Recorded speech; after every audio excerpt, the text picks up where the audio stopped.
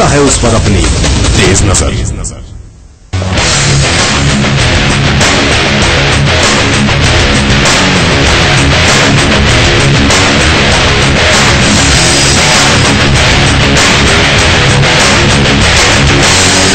नमस्कार, सारा प्रणाम। मैं अरुण कौशिक, स्वागत समय मुंबई की तहकीकाती रिपोर्ट समय इन्वेस्टिगेट्स में।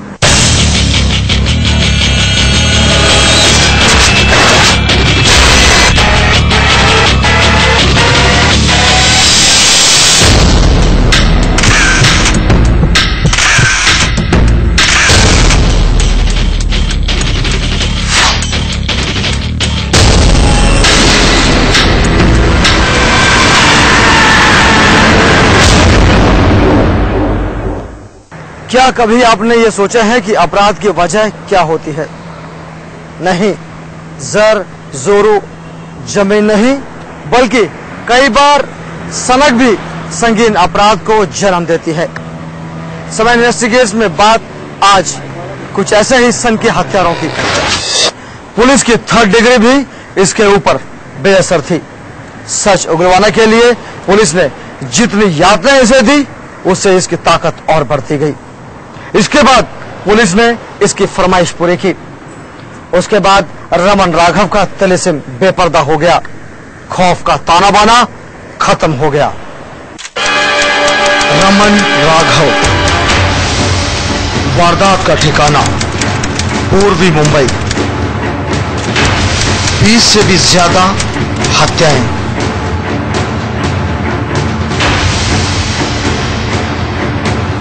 बात 60 के दशक की है, जब खुली हवा में घरों से बाहर या फिर फुटपाथ पर सोने वाले लोगों की गला रेत कर हत्या की जाने लगी। हर रात फुटपाथों पर सोने वाले बेगुनाहों पर कोई मौत बनकर टूटता और अपने शिकार को मौत के घाट उतारकर गायब हो जाता। लोगों को एक साए के सिवाय कुछ भी नजर नहीं आता। 1965 से 1967 के बीच 19 लोगों पर कातिलाना हमला हुआ। 10 खुशकिस्मत थे, जबकि 9 की मौत हो गई।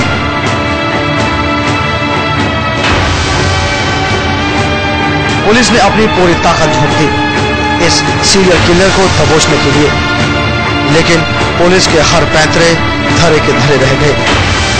इस गुमनाम सीरियल किलर को ढूंढना तो दूर, पुलिस इसकी परछाई तक को नहीं ढूंढ पाई। पुलिस के पास अगर कुछ था तो बस मारे गए या जख्मी हुए व्यक्तियों के गले पर किसी खतरनाक और खुरदरे धातु के निशान, जिससे हमला किया गया था। क्राइम हिस्ट्री में अलग अलग ढंग से अलग अलग टाइम पे ऐसे हादसे हो चुके हैं। जैसा कि बहुत माना जाना जो हादसा है जो रमन राघव ने किया था, सीरियल किलिंग उसने किया है, टिपिकल मर्डर ऑपरेंडी, और उससे वो सीरियल किलिंग कर दे गया। उसके पीछे उसकी व्यक्तिगत जिंदगी की कुछ चीजें हो जाती है, कभी हादसा हो जाता है और साइकोलॉजिकली उसके ऊपर कभी परिणाम होने से वो सीजो टाइप का आरोपी हो जाता है। अपनी साख बचाने के लिए पुलिस ने पूरी ताकत झोंक दी और इस हत्यारे की गतिविधियों पर रोक लग गई। शहर में हत्याओं का सिलसिला अचानक थम गया। लोग हिम्मत जुटाकर एक बार फिर फुटपाथों पर खुली हवा में सोने लगे। पुलिस ने भी दावे कर दिए कि इस सीरियल किलर का अंत हो चुका है। हत्यारा पुलिस की पकड़ से दूर था, फिर भी पुलिस ने इस हत्यारे की फाइल बंद कर दी। लेकिन अगस्त 1968 अचानक हत्याओं का सिलसिला एक बार फिर शुरू हो गया।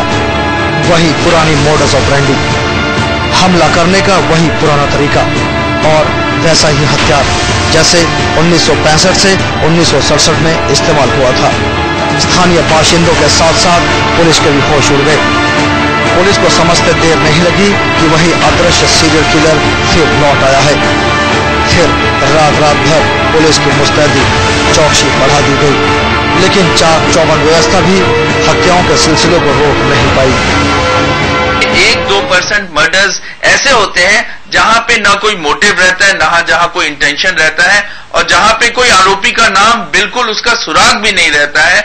जैसे कि ये जो स्टोनमैन साइकोपैथिक मर्डर्स होते हैं, इनमें आपस में किसी से दुश्मनी नहीं होती, कुछ सुराग नहीं मिलता है। और ऐसे केसेस में यदि अंधकार में या अज्ञात जगह पे मर्डर करके कोई निकल जाता है तो आरोपी को खोजना जो है एक बहुत ही कठिन कार्य हो जाता है। स्पेशल स्क्वाड बना दिए गए, लेकिन सब बेईमानी साबित हुए। लेकिन एक दिन एक खबरी ने पीएसआई अलेक्स फियालो को एक संदिग्ध व्यक्ति की संदिग्ध गतिविधियों की जानकारी दी। समय गंवाए पुलिस ने रमन राघव नामक व्यक्ति को उठा लिया। पूछताछ शुरू हुई, लेकिन उससे कोई खास सबूत हाथ नहीं लगे। लेकिन जब रमन राघव के घर की तलाशी ली गई तब पुलिस को एक ऐसा खुरदरा चाकू हाथ लगा जिस पर खून के धब्बे थे। जांच शुरू हुई, तब पुलिस के भी होश उड़ गए, क्योंकि उन्हें वो मिल चुका था जिसकी तलाश उन्हें सालों से थी। रमन राघव का पुराना रिकॉर्ड था। डकैती के मामले में 5 साल जेल भी काट चुका था। पुलिस का शक यकीन में बदलना शुरू हो गया और पुलिस ने रमन राघव का नार्को और पॉलीग्राफ टेस्ट करवाया गया। और जो खुलासे रमन ने नार्को टेस्ट में किए उससे पुलिस वालों के होश फाख्ता हो गए, क्योंकि नार्को टेस्ट में रमन ने 25 से भी ज्यादा हत्याओं का गुनाह कबूल लिया था और अपनी मॉडस ऑपरेंडी का भी खुलासा किया था। मजबूत कदकाठी, रंग काला, खुशबू का शौकीन। जांच अधिकारियों को रमन के शौक का पता चला। उसे उसकी मनपसंद खुशबू, इत्र और खाने के लिए चिकन बिरयानी दी गई। तब कहीं जाकर उसने अपना गुनाह कबूल कर लिया। 5 अगस्त 1996 में मुंबई सत्र न्यायालय ने उसे फांसी की सजा सुना दी। रमन ने अदालत के इस फैसले को चुनौती देने से इनकार कर दिया, लेकिन उसकी असाध्य मानसिक बीमारी को ध्यान में रखते हुए बॉम्बे हाईकोर्ट ने अगस्त 1987 में साइको किलर रमन राघव उर्फ सिंधी दलवाई उर्फ वेल्लू स्वामी उर्फ पागल रमन की फांसी की सजा को उम्र कैद में तब्दील कर दिया। और फिर कुछ महीनों के बाद ही साइको किलर रमन राघव की मौत हो गई।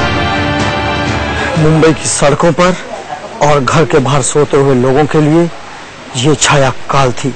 कब आती, कब अपने शिकार का काम तमाम कर गायब हो जाती, किसी को पता नहीं चलता। आज वारदातें भले ही थम गई हों, लेकिन पत्थरमार का रहस्य आज भी पुलिस की फाइलों में जिंदा है। स्टोनमैन वारदात का ठिकाना मध्य और पूर्वी मुंबई। वारदातें दर्जन से भी ज्यादा। 1980 के दशक के मध्य में एक और सीरियल किलर ने मुंबई को निशाना बनाया, खासकर मध्य मुंबई के सायन, वडाला, दादर, किंग सर्कल इलाकों को। इस सीरियल किलर की मॉडस ऑपरेंडी भी साइको किलर रमन राघव से थोड़ी बहुत मेल खाती थी। ये हत्यारा भी रात के सन्नाटे में आता, फुटपाथ और घरों के बाहर सो रहे लोगों पर भारी पत्थर से हमला कर देता और अपने शिकार का सिर कुचलकर गायब हो जाता।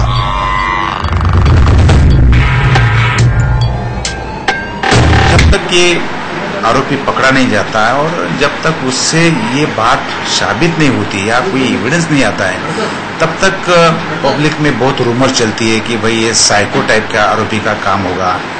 कई दफा ऐसा भी हो जाता है कि कई व्यक्ति की दुश्मनी भी हो जाती है और मर्डर हो जाता है, लेकिन सिमिलर टाइप का कोई क्राइम हो गया होगा तो लोग उसको जोड़ा जाता है कि देखो वो मर्डर के बाजू में एक पत्थर पड़ा था, दूसरे मर्डर के डेड बॉडी के टाइम पे भी दूसरा पत्थर दिखाया गया, तो लोग बहुत चर्चा कर देते हैं कि भाई ये रामन राव का श्रीकार तो कोई सीरियल किलर तो नहीं है, ये साइको तो नहीं है। तो ऐसी चर्चा होती है, लेकिन हर टाइम पे उसके ऊपर बिलीव करना बहुत मुश्किल हो जाता है, क्योंकि जब तक केस ओपन नहीं होती तब तक उसमें खास करके बयान देना मुश्किल हो जाता है। शहर के बाशिंदों में फिर एक बार खौफ बैठ गया। लोगों को लगा जैसे रमन राघव जेल से फरार हो गया है।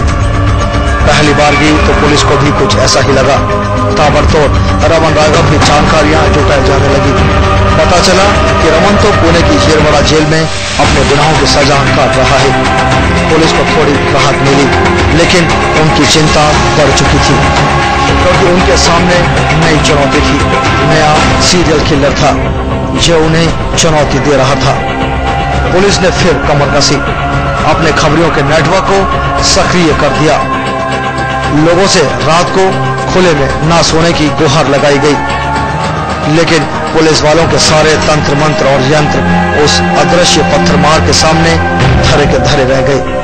वो रात के अंधेरे में आता, अपने शिकार का सर कुचलकर और उसे मौत के घाट उतारकर गायब हो जाता। पुलिस के लिए चुनौती बन गया स्टोनमैन। देखते ही देखते दर्जन से ज्यादा बेगुनाहों को मौत की नींद सुला गया। क्योंकि हर लाश के पास पुलिस को तकरीबन 30 किलो का पत्थर मिला, इसीलिए इस सीरियल किलर को पत्थरमार या स्टोनमैन का नाम दे दिया गया ताकि शहर महफूज रहे, लोग चैन की नींद सो सके। पुलिस ने फिर अपनी पूरी ताकत झोंक दी। अब रात के वक्त मुंबई की सड़कों पर आम लोग नहीं, बस पुलिस की गाड़ियां या पैदल गश्त करते पुलिस वाले ही दिखाई देने लगे। इस पुलिसिया बंदोबस्त का नतीजा ये रहा कि पत्थरमार की गतिविधियों पर लगाम लग गई। लेकिन 80 के दशक से लेकर आज तक पुलिस उस अदृश्य हत्यारे को अंजाम तक नहीं पहुंचा पाई। वो आज भी पुलिसिया फाइलों में जिंदा है। उस रहस्यमय हत्यारे का राज आज भी राज ही है। समय इन्वेस्टिगेट्स के लिए वसीम हैदर के साथ हितेन बिफलानी।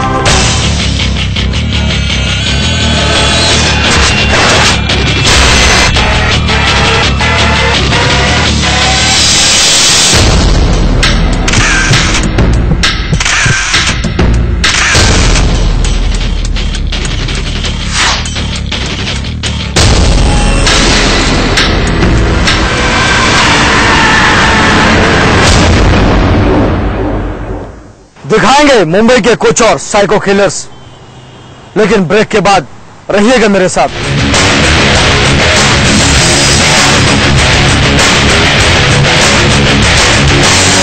सचिन